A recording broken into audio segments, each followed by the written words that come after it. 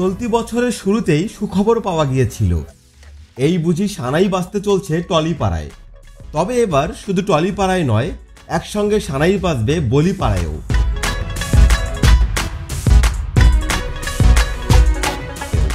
কারণ রীতা ভরি কলকাতার মেয়ে হলেও তার বর বলিউডের বাসিন্দা।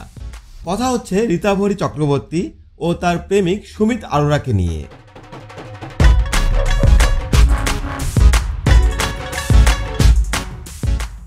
কলকাতার গণমাধ্যমের খবর, চলতি বছরেই গাঁটছাড়া বাঁধতে চলছেন এই জুটি। তার আগে বাংলা নববর্ষের প্রথম দিনে বাগদান সেরেছেন।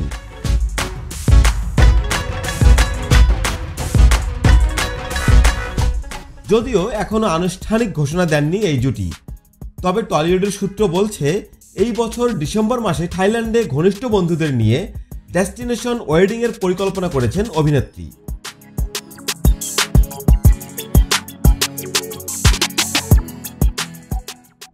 আর তার বিয়ে হবে বাঙালি ও পাঞ্জাবি দুই রীতিতেই।